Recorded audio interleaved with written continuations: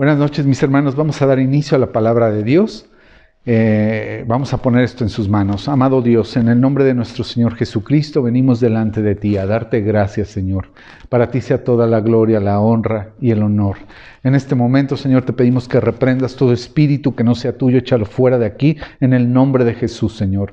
Abre mis oídos espirituales, Señor. Abre mi boca, Señor, que con denuedo, Señor, pueda compartir tu palabra, Señor. En el nombre de Jesús, pongo delante de ti la vida de las personas que nos ven y que nos escuchan, Señor. Háblanos en el nombre de Jesús. Amén y amén. Mis hermanos, les pido de favor que tengan a la mano su Biblia, su cuaderno, su pluma, un marcador y empecemos. El día de hoy vamos a hablar acerca de la batalla interna. Hay una historia muy importante dentro de la Biblia que impacta nuestras vidas. El Señor no se equivoca. El Señor tiene todo preparado. Y bueno, se llama la batalla interna. Acompáñame al libro de Génesis, capítulo 25, por favor, versículo 19. El nacimiento de Jacob y Esaú. Estos son los descendientes de Isaac, hijo de Abraham. Abraham engendró a Isaac, y era Isaac de 40 años, cuando tomó por mujer a Rebeca, hija de Betuel, arameo de Panaham, hermana de Labán, arameo. Y oró Isaac a Jehová por su mujer, que era estéril, y lo aceptó Jehová. Y concibió Rebeca su mujer. Y los hijos luchaban dentro de ella, y dijo, si es así, ¿para qué vivo yo? Y fue a consultar a Jehová. Voy a hacer una pequeña pausa para irlo desglosando. Vemos que nos habla de una mujer estéril. Isaac se casa con Rebeca. Rebeca no puede tener hijos. Tiene una matriz estéril. ¿Y qué hace Isaac? ¿Fue a buscar a su compadre? No. Isaac fue a orar a Jehová.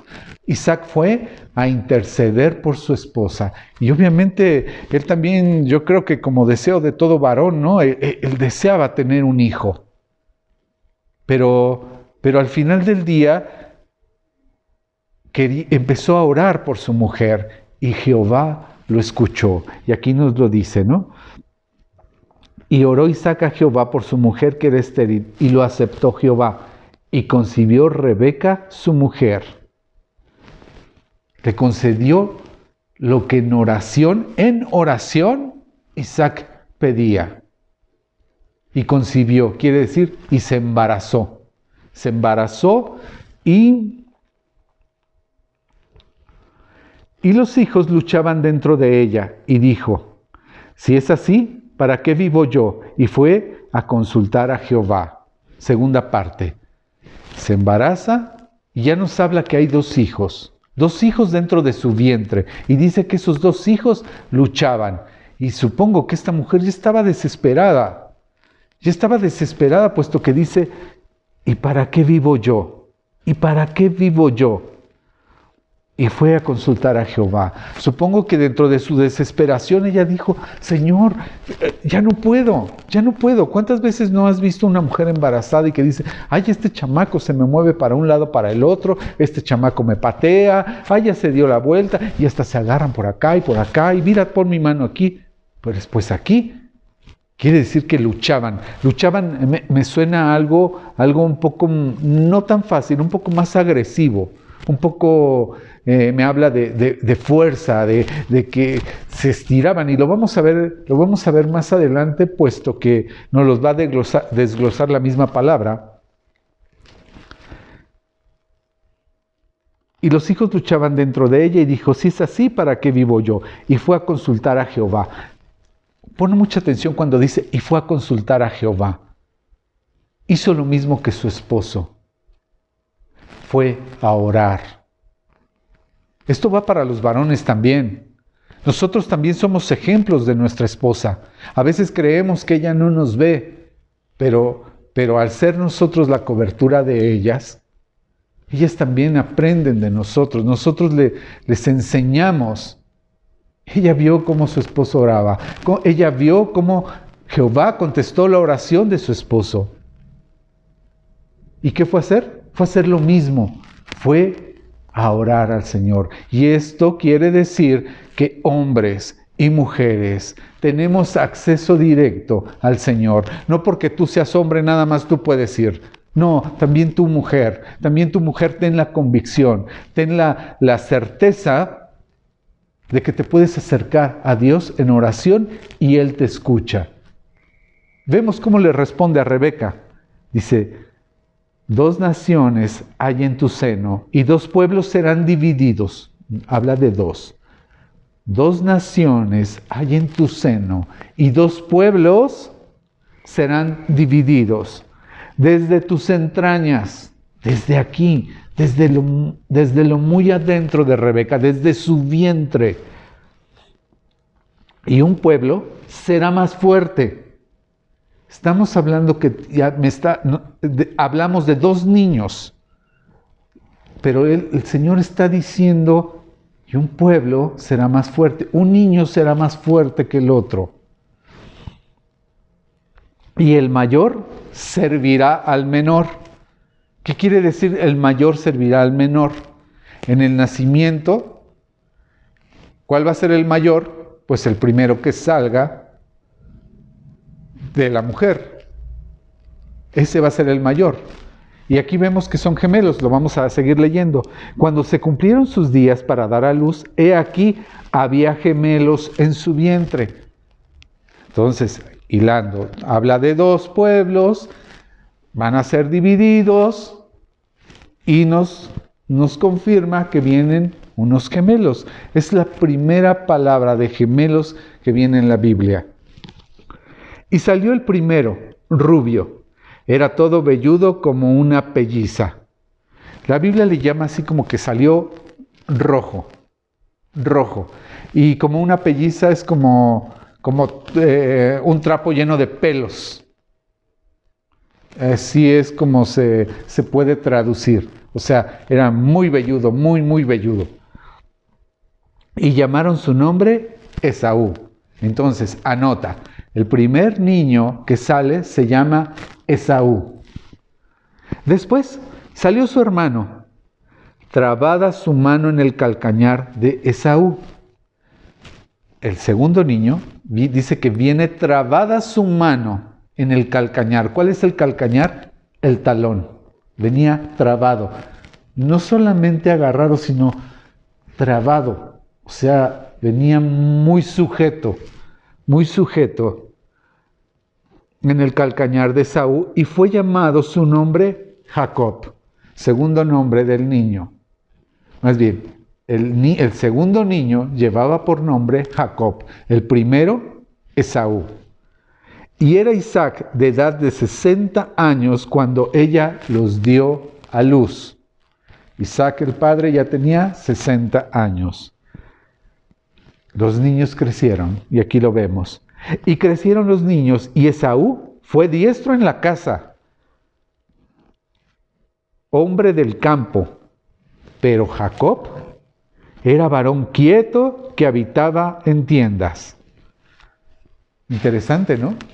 Interesante porque aquí ya vemos lo que el Señor le había dicho a Rebeca, que iba a ser un pueblo dividido. Los niños ya venían luchando, venían dentro de ellos peleando. Esaú, muy diestro en la casa, hombre de campo. Y vamos a ver ahorita las características de ambos niños. Entre otras, vemos que Esaú era, como lo mencioné, diestro en la casa. Jacob era un hombre apacible, era un hombre tranquilo. Amó Isaac a Esaú porque comía de su casa, mas Rebeca amaba a Jacob. ¿Cuántas veces no hemos visto dentro de las familias los favoritismos ante los hijos? No, es que mi hijo le sirvo primero, porque es varón. Hey tú, fulanita, ayúdale sírvele a tu hermano. Pues algo semejante, solo que más fuerte, porque la lucha ya venía desde el vientre, desde las entrañas de Rebeca. ¿Recuerdas que lo leímos?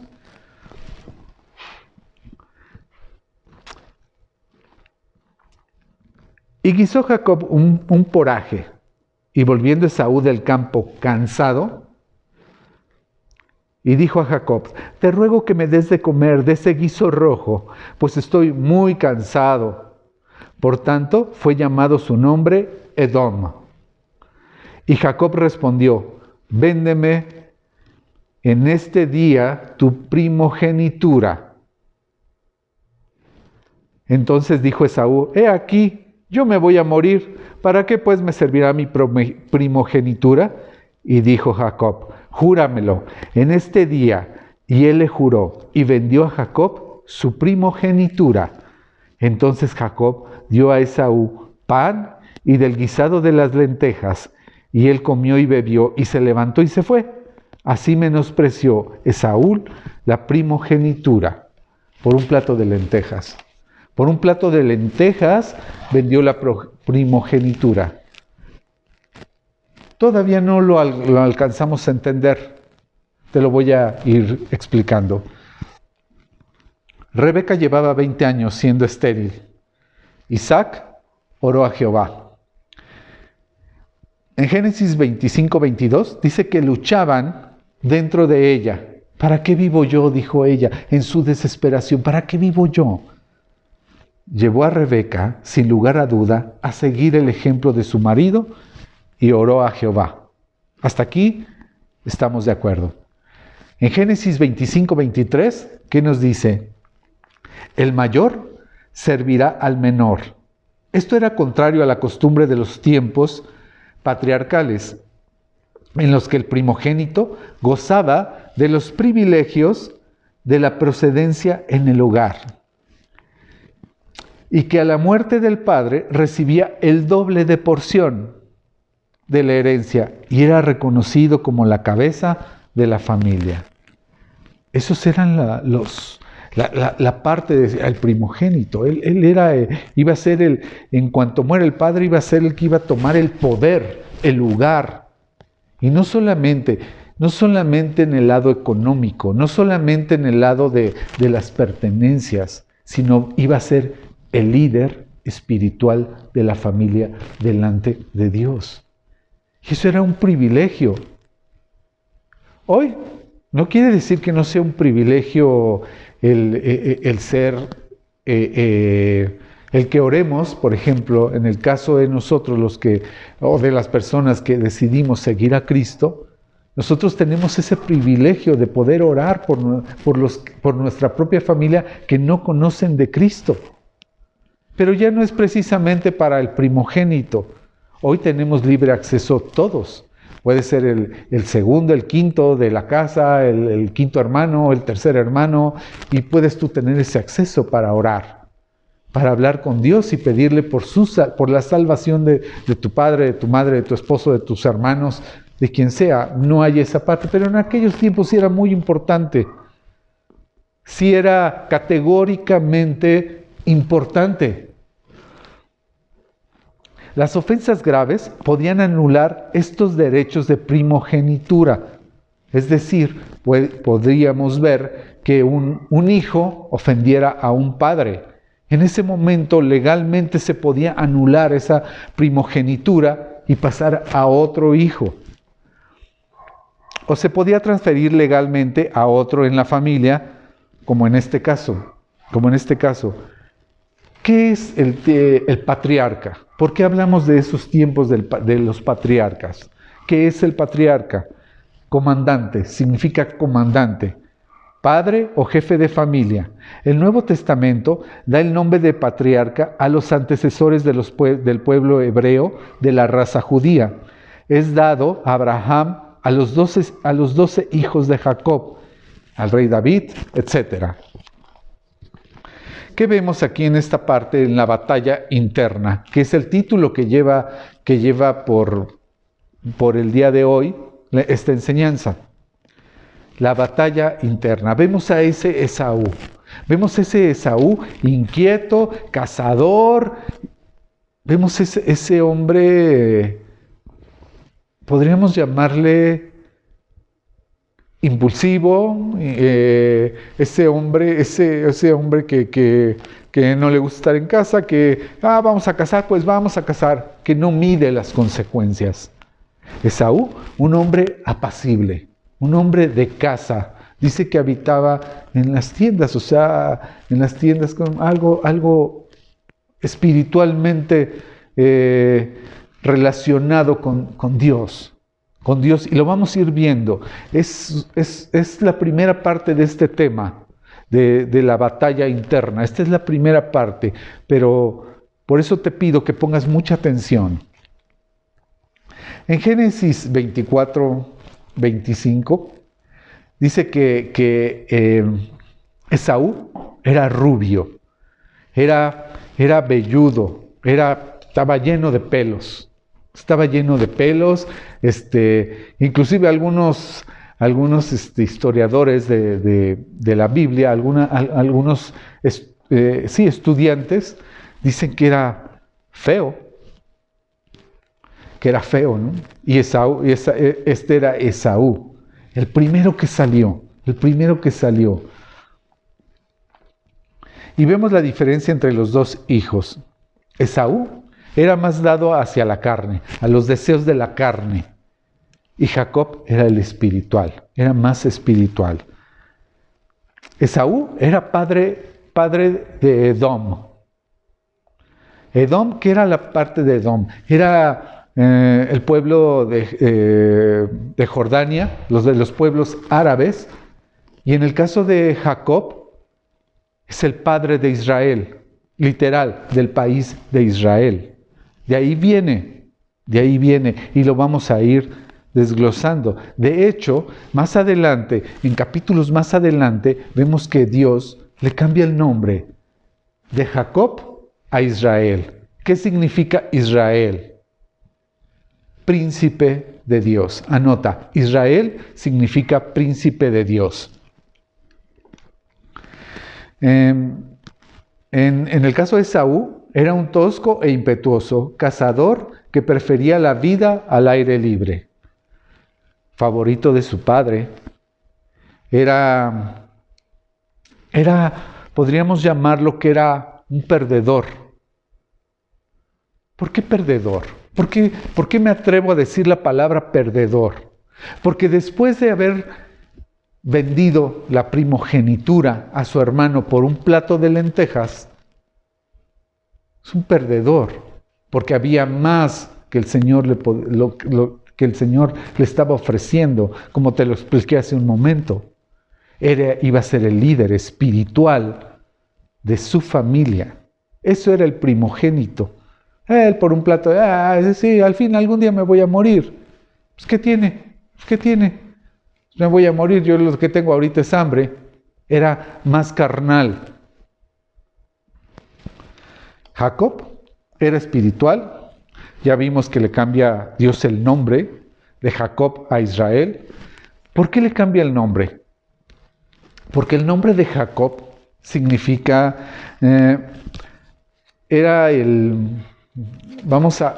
te lo voy a ir poniendo, era un mentiroso, significa eso Jacob, significa suplantador, tranza, estafador, mentiroso, todo eso desechable. Eso significa el nombre de Jacob, que lo veremos en el capítulo, en el siguiente enseñanza. ¿Por qué te pongo estas dos diferencias? Jacob estaba luchando porque desde el momento en que Dios le dice, te cambio el nombre de Jacob a príncipe de Dios, a Israel, te cambio el nombre porque he visto que tú quieres seguir mi caminar. Y Dios lo lleva durante más de 20 años a un proceso de transformación. Lo va transformando a Jacob. Pero en ese proceso de transformación también vemos que es un proceso de luchas. No le fue fácil a Jacob. No le fue fácil el ir trabajando con él mismo. Vemos que desde su casa, su mismo padre hacía una diferencia con su hermano. Vemos que desde su vientre, ¿cómo dice que su mano estaba trabada en el calcañar de Esaú? No solamente era así como que lo tengo agarrado, dice que venía trabado. Imagínense la división que había cuando se sentaban a comer. Esas luchas tenían de dónde estar peleando, ¿no? Si aún así cuando los que tenemos hijos, ¿no? Ay, que mira que me quitó mi muñeco, que mira que me quitó mi carrito. Yo no quiero sopa, esa galleta era mía. Eso estaba light a comparación de lo que vivía Rebeca e Isaac. ¿Por qué? Porque esto era más allá de seguramente Isaac seguramente le decía, Jacob, estate en paz, deja en paz a tu hermano. Y Rebeca, es que Jacob no le está haciendo nada. Es Esaú el que está pateándolo, porque tú no conoces a tu hijo. Tú no conoces al otro. Y no había un buen acuerdo. No había un buen acuerdo. Pero eso ya estaba escrito. Porque el Señor le dijo que iba a ser dividido. Dice, en ti hay dos pueblos. Dentro de ti, dentro de tus entrañas, hay dos pueblos que van a hacer división. Y vemos que esa división comenzó desde el vientre, estuvo dentro de la familia y se fue a más. Capítulos más adelante vemos que Esaú quiere matar, dice, en cuanto muera mi padre, voy a matar a Jacob, voy a matar a mi hermano. Y hasta la fecha, el padre de Israel, que es Jacob, y el padre de los árabes, veámoslo como países, están en guerra. Se cumplió lo que dijo el Señor. Se cumplió. ¿Por qué quiero llevar, o por qué puse por nombre la batalla interna? Porque tú y yo, dentro de nosotros, siempre tenemos ese Esaú y ese Jacob. Ay, no, yo no. Dios me libre. Dios me libre nada. Cuando tú empiezas a conocer de Dios, empiezas a luchar, empieza a ver esa lucha dentro de ti como la tuvo Rebeca. Dentro de ti hay una guerra entre lo que no debes de hacer y lo que hacemos. ¿Por qué? A ver, explícamelo bien, Pepe. No te logro entender. Quiere decir que cuando nosotros empezamos a conocer de la palabra de Dios, empezamos a reconocer en qué estamos mal.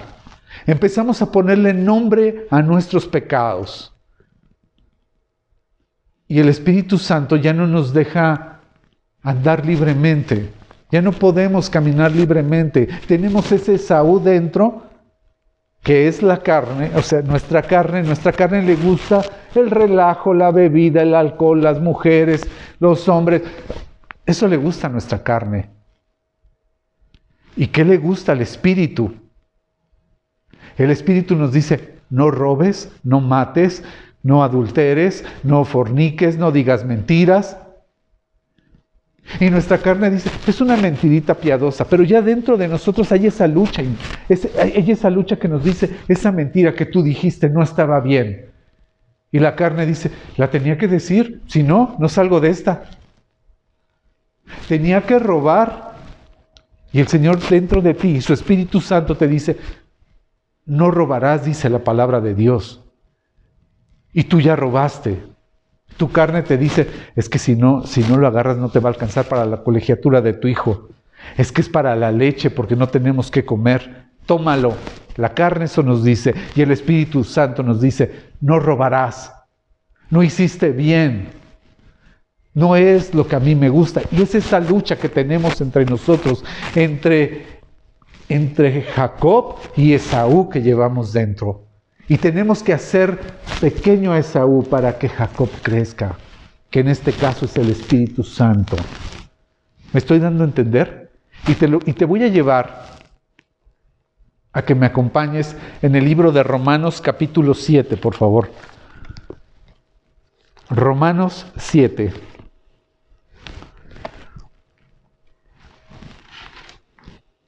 ¿Ya lo tienes listo?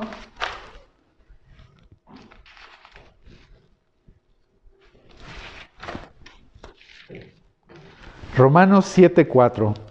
Así también vosotros, hermanos míos, habéis muerto a la ley mediante el cuerpo de Cristo, para que seáis del otro, del que resucitó de los muertos, a fin de que llevemos fruto para Dios. ¿Por qué conocimos a Cristo? ¿Por qué hoy estudiamos la palabra de Dios? Para llevar fruto, para llevar fruto. Oye, pero me cuesta trabajo llevar fruto porque el miedo paraliza. Y a veces el pecado te paraliza porque dices, no me siento apto, no me siento limpio para compartirle a fulanito, a sutanito, no me siento limpio. Pero dice que para eso fuimos creados, para dar fruto. Porque mientras estábamos en la carne, las pasiones pecaminosas que eran por la ley, obraban en nuestros miembros, llevando fruto para muerte. Cuando no conocíamos de Cristo, podíamos hacer lo que queríamos, podíamos beber, podíamos entrar a una cantina libremente. Y eso nos llevaba a muerte, nos llevaba a otro pecado. Un pecado te lleva a otro. ¿Por qué? Porque ahorita voy yo a la cantina, saliendo de la cantina, ya me emborraché, pues ahora voy a ir a buscar una mujer que no es mi esposa para poder alimentar esta carne, mi apetito carnal. Y dice que así lo hacíamos. Y eso lo único que nos llevaba era a muerte. Pero una vez que conocemos a Dios, ¿qué pasa? Ya no puedes hacerlo con esa libertad, porque ya el mismo Espíritu Santo te empieza a detener y te dice, Pepe, eso no está bien.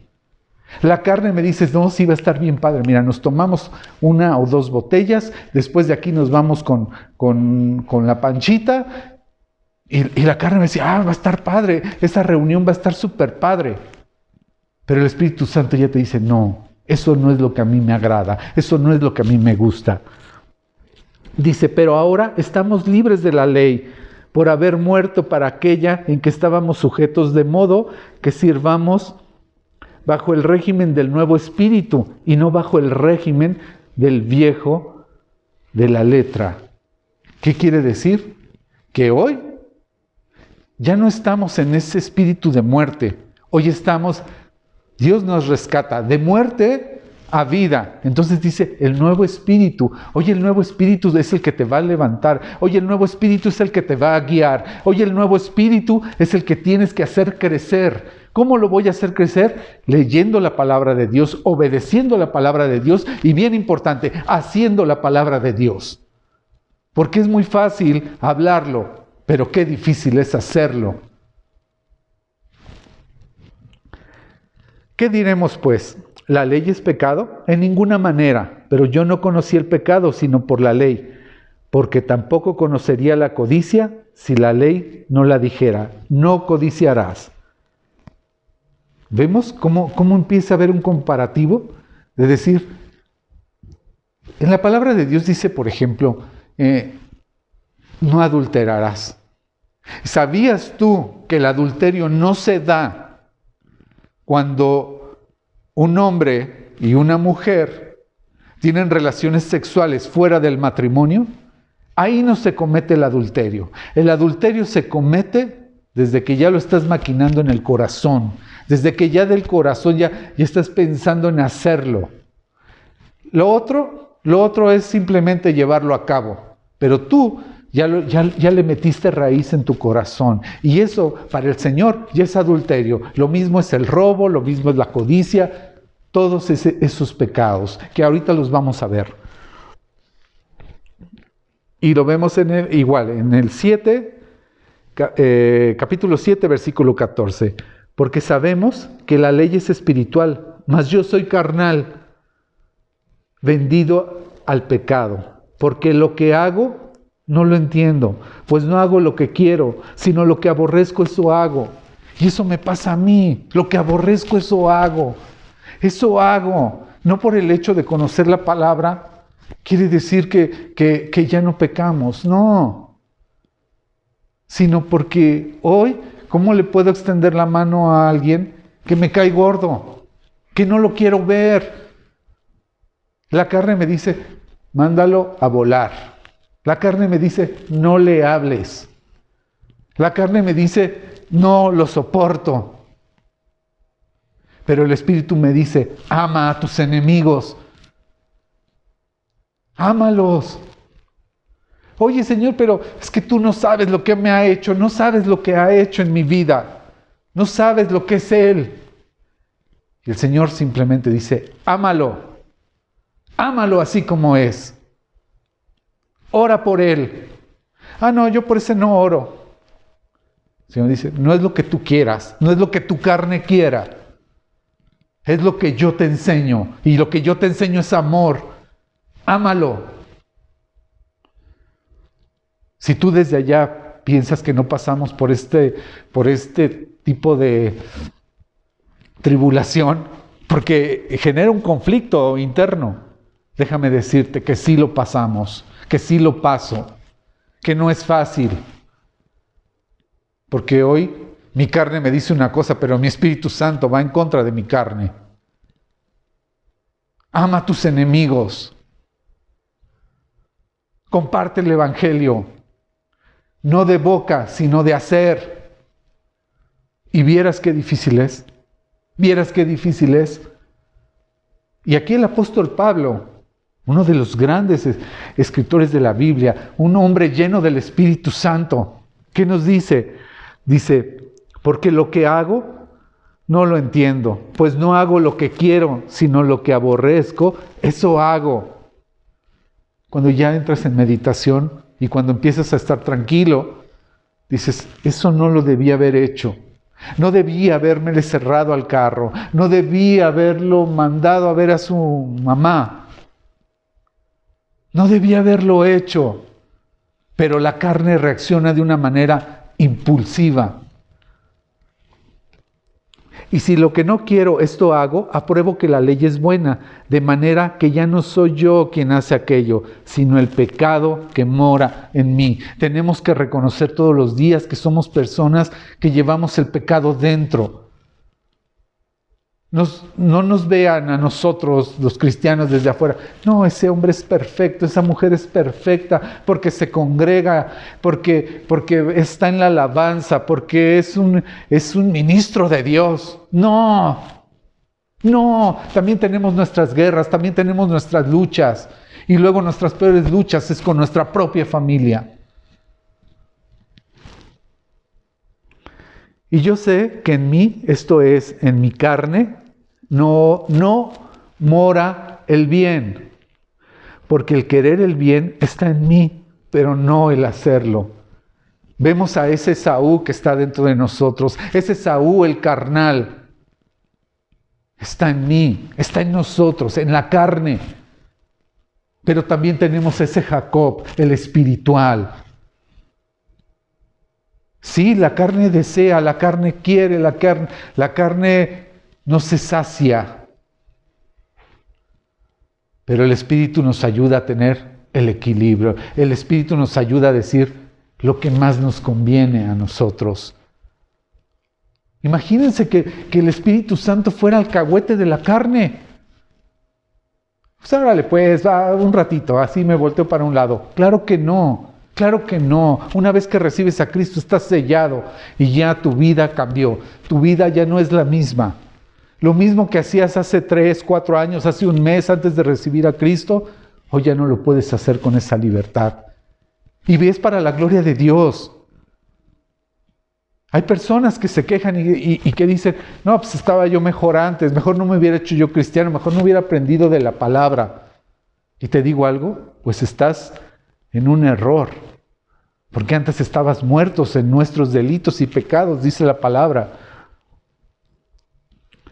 Dice, porque no hago el bien que quiero, sino el mal que no quiero. Eso hago. Y si hago lo que no quiero, ya no lo hago yo, sino el pecado que mora en mí. Así que queriendo yo hacer el bien, hallo esta ley, que el mal está en mí. Porque según el hombre interior, me deleito en la ley de Dios. Pero veo en la otra ley, en mis miembros, que se rebela contra la ley de mi mente y que me lleva cautivo a la ley del pecado y que está en mis miembros. Miserable de mí, ¿quién me librará de este cuerpo de muerte? El apóstol Pablo está escribiendo lo que él vive. Y mira que muy probablemente por mucho era un hombre de Dios, era un hombre de oración, era un guerrero. Y él dice, hago lo que yo no quiero, lo que mi carne y lo que yo no quería hacer, ya lo hice, aún conociendo de la palabra de Dios. Ahora acompáñame al libro de Gálatas, capítulo 5, versículo 18. Dice, pero si sois guiados por el Espíritu. Aquí ya hablamos de la carne, ahora vamos a hablar del espíritu, de esa parte que Jacob tenía. La tienes tú, la tengo yo. Tengo la parte carnal de Esaú, pero también tengo la parte espiritual de Jacob. Y dice aquí, en la parte espiritual de Jacob dice, pero si sois guiados por el espíritu, no estáis bajo la ley. Dice, y manifiestas son las obras de la carne, que son... Pero antes de seguir, dice, pero si sois guiados por el Espíritu. Guiados por el Espíritu. ¿Cómo voy a encontrar yo la guía del Espíritu? Se refiere al Espíritu Santo. ¿Cómo la voy a encontrar? A través de la oración. A través de que en las mañanas antes de salir a levantarme, me postre de rodillas y clame a Dios y le diga, Señor, hoy quiero que tú seas mi guía. Un día que tú no ores, un día que no pongas tu vida delante de Dios, un día que tú decidas valerte por ti mismo, a tu manera, en tu egocentrismo, déjame decirte que estás muy, muy propenso a hacer las obras de la carne, a caer en los pecados. De por sí, nuestra carne es pecaminosa. Hoy, encima, no vas delante de Dios en la mañana al despertar y le dices, guíame, por favor. ¿Qué crees que pase? Vas a caer en pecado si no vas delante de Dios. Entonces, pero si sois guiados por el Espíritu, no estáis bajo la ley. Y manifiestas son las obras de la carne, que son, aquí nos van a desglosar cuál es lo que le agrada a la carne, lo que le gusta a mi carne y le gusta a la tuya.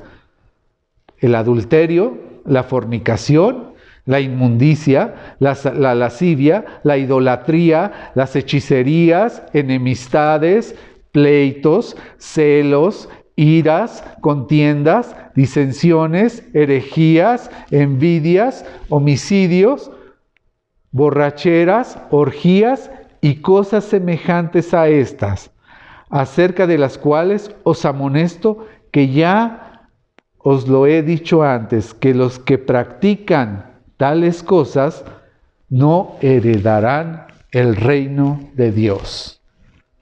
Es tajante la palabra de Dios, es tajante. No heredarán la palabra de Dios. Entonces, ¿qué es lo que quieres? ¿O a qué nos lleva? ¿Sabes qué?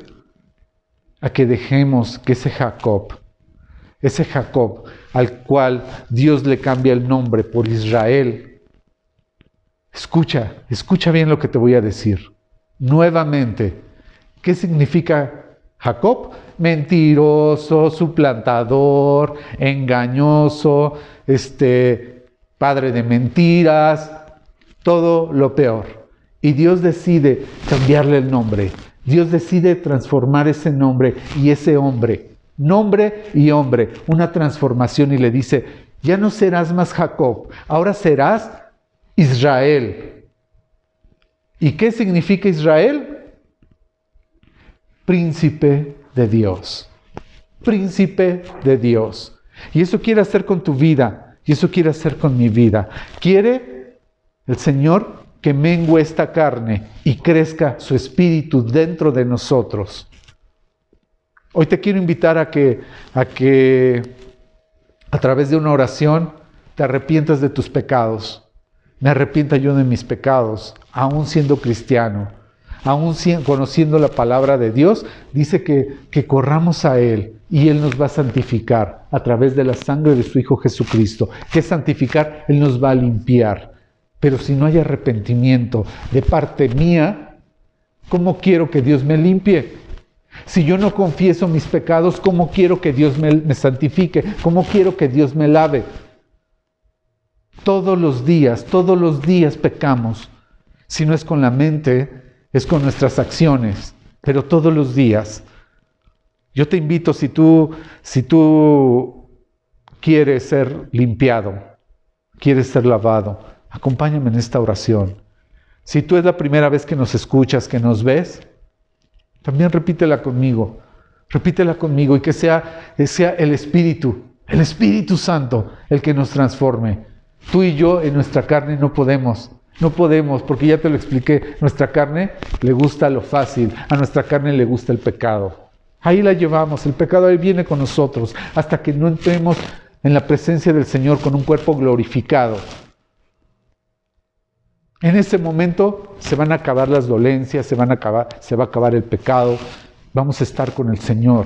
Pero mientras estamos aquí en la tierra, vivamos para Cristo. Decía el apóstol Pablo, para mí el vivir es Cristo y el morir es ganancia. Padre, en el nombre de Jesús, Señor, te damos gracias por este tiempo, Señor. Te pedimos, Padre, que nos ayudes a transformar. Transforma, Señor, que mengue este viejo hombre, Señor, este pecado del cual estamos llenos, Señor.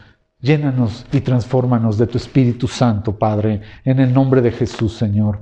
Perdona nuestras faltas, Señor. Ayúdanos a ser cada día más como tú, Señor. A perdonar a los que nos ofenden, tal y como lo dice tu oración, Dios. Ayúdanos, Padre. Solos no podemos, Padre. Necesitamos de ti en el nombre de Jesús. Si tú es la primera vez que nos ves, que nos escuchas, decide arrepentirte de tus pecados y aceptar a Cristo en tu corazón como tu único Dios y Salvador.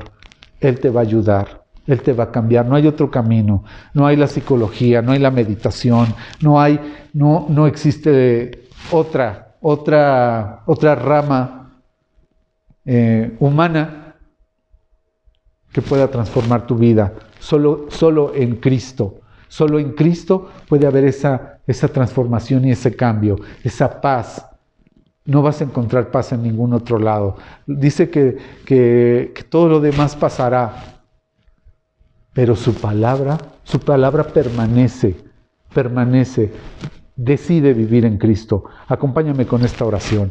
Padre eterno, en el nombre de Jesús, Señor, te damos gracias por este tiempo. Te quiero pedir perdón por mis pecados. Perdóname, Señor, en el nombre de Jesús. Y te pido que entres a mi vida como mi único Dios y Salvador. Reconozco, Señor, que he pecado, he violado todos tus mandamientos, Señor. Si no han sido en acción, Señor, han sido en mi corazón, Señor. Perdóname en el nombre de Jesús y te pido que entres a mi vida como mi Dios y mi Salvador, en el nombre de Jesús. Amén y amén. Mis hermanos, muchas gracias por este tiempo. No olvides compartir este video. No olvides darle like, compártelo con alguien que realmente en estos tiempos lo necesita. El tiempo está cerca. Nuestro Señor ya viene. No pierdas el tiempo. Como te lo dije en un principio, actívate. No seas una máquina de computadora, no seas una máquina que solo almacenas la información. Transmítela a alguien. Ese alguien puede tener la vida eterna. Tú no sabes si mañana va a estar vivo, él, ella o tú. No lo sabemos y lo estamos viendo. Personas que han perdido la vida en momentos rapidísimos y que no les compartiste el Evangelio. Compárteselo. La vida eterna existe. No lo eches en saco roto. Amén. Que Dios les bendiga.